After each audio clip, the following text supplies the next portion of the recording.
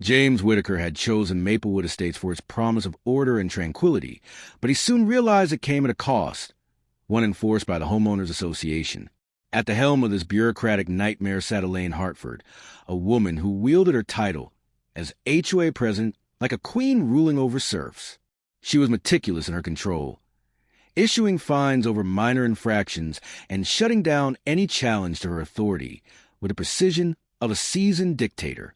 If a homeowner dared to push back, they'd find themselves buried under escalating fees, threats of liens, or outright expulsion from the community. James had kept his head down, following the rules with quiet resentment. He'd seen too many neighbors drained by HOA battles, their savings chipped away by fines over mailbox colors and flower choices. But when the HOA came for him, he realized that compliance didn't offer protection, only a delayed sentence. It started with a letter, one of those pristine white envelopes slipped into his mailbox like a quiet execution order. Dear homeowner, as part of the Community Beautification Initiative, your property has been scheduled for driveway repaving. Construction will begin next week. Please ensure all vehicles are removed. Any personal property obstructing work will be cleared at the homeowner's expense. Sincerely, Elaine Hartford, HOA President. James frowned at the letter. No prior notice, no request for approval, just a demand. He wasn't thrilled, but if it was part of a broader improvement project, he figured he'd tolerate the inconvenience. A week later, without warning, the crew arrived. Not a polite knock, not a phone call, just a grinding roar of machinery outside his window. James stepped outside, and his stomach sank. A backhoe was tearing into his driveway. Workers in neon vests trampled his lawn. A cement truck idled on the curb, and dust swirled in the hot afternoon air. Hey! James waved at the nearest worker. You were supposed to start next week. The man barely spared him a glance.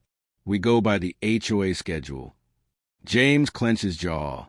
Elaine, he'd call her later, but for now, all he could do was watch. Hours passed, and the work dragged on, noisy, messy, and careless. His once pristine driveway was reduced to a battlefield of churned-up dirt and displaced concrete slabs. Then, late that evening it happened, James stepped into his basement and froze. A sound, not the familiar hum of the dehumidifier or the distant rattle of pipes. No, this was a steady, insidious trickle, the unmistakable sound of water seeping where it shouldn't be. His eyes darted across the dimly lit space, and his breath caught. Water. It pooled at the base of the stairs, glistening under the weak glow of the ceiling light. Boxes of old photographs, spare furniture, and electronics, all sitting in rising floodwater. Heart pounding, James rushed toward the wall. He touched the surface, and his hand recoiled. Cold, wet, a pipe had burst.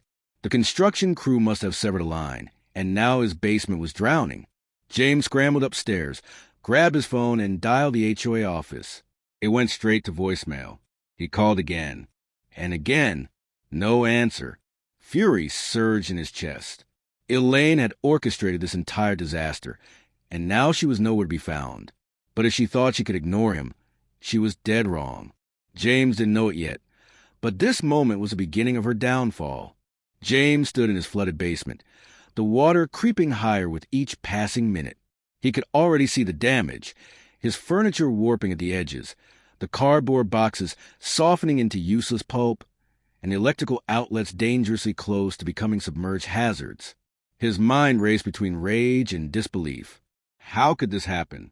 The HOA's construction crew had been careless, reckless even, cutting through his property without a second thought, and now his home was ruined. But if Elaine Hartford thought she could ignore him, she had another thing coming. James dialed her number again, straight to voicemail. He fired off an email, attaching photos of the destruction. He even went to the HOA office the next morning, only to find the door locked and a curt sign posted outside. Office closed for administrative business. Please email all inquiries. James felt his pulse hammer in his temples. This wasn't incompetence. This was deliberate. Elaine was dodging him. That evening, he went to the monthly HOA meeting. The clubhouse was packed with homeowners, their voices a low murmur of complaints. Parking violations, landscaping restrictions, disputes over fees. The usual grievances. At the front of the room, Elaine Hartford sat behind a polished wooden table, flanked by her loyal board members. Her expression was one of practiced patience, the kind that barely concealed thinly veiled contempt. James strode to the microphone. "My name is James Whitaker.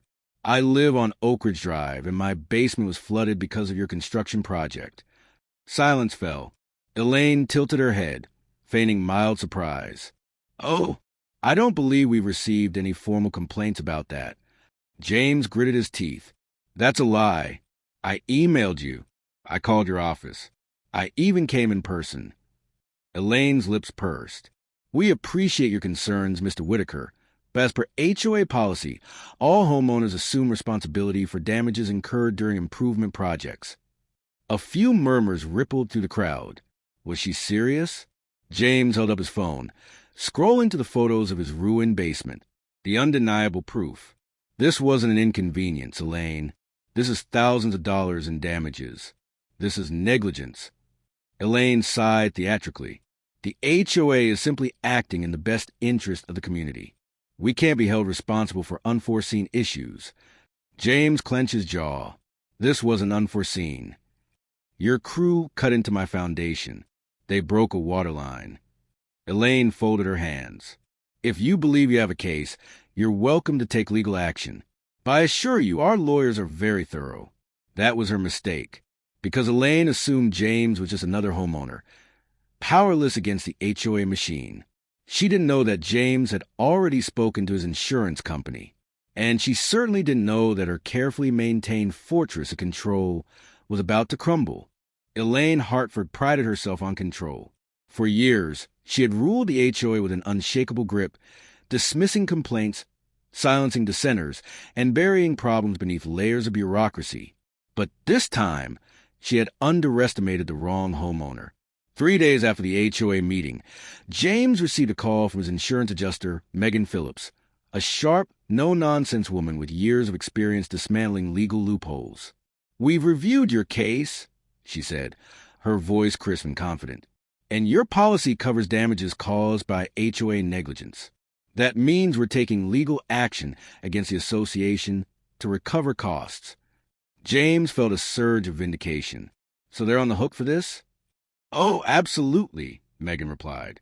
"And from what I've seen, this isn't just negligence. It's gross negligence. They authorized construction without proper oversight, failed to warn homeowners about structural risks, and now they're trying to dodge liability. That's not going to fly." James exhaled, gripping the phone tighter. "What happens next?" "We send a formal demand letter to the HOA. If they refuse to settle, we escalate." Megan's tone darkened slightly. "And trust me, we will escalate." That same afternoon, James received another email, this time from the HOA. Subject: violation notice, improper lawn maintenance. James nearly laughed. Elaine was playing her usual game. When a homeowner challenged her, she retaliated with petty fines and fabricated violations. He stepped outside and inspected his lawn. Perfectly trimmed. Not a blade of grass out of place. This wasn't about his lawn. This was a warning. A power move. Elaine was telling him, "You may have insurance, but I still own this neighborhood." But she was wrong, because while Elaine was busy sending phony fines, James's insurance company was preparing a legal ambush. The demand letter arrived at the HOA office the next morning. Elaine Hartford read it once, then twice, her hands tightening around the crisp pages. $58,000 in damages. The number alone was staggering. But what made it worse? The insurance company wasn't just demanding payment. They were demanding a full investigation. Elaine's mouth went dry. An investigation meant exposing everything. The cut corners. The unapproved contractors. The fact that the HOA had bypassed city permits to save money. She had spent years building a fortress of unchecked power. And now, that fortress had cracks. 2 days later, the first domino fell. The construction company, facing their own liability concerns, turned over internal emails proving they had warned the HOA about potential foundation damage. Elaine had received those warnings and ignored them. James watched from his porch as news of the lawsuit spread through the neighborhood. Homeowners whispered in driveways. Some clutched their own violation notices, suddenly realizing that if Elaine had done this to James, she could do it to anyone. And just like that, fear turned into rebellion. A petition circulated, a call for Elaine's resignation. At first, she brushed it off. But then, board members started resigning, not out of loyalty to the homeowners, but out of self-preservation. The ship was sinking, and Elaine was running out of lifeboats. But James wasn't done yet. He wanted one last move, one that would end her reign for good.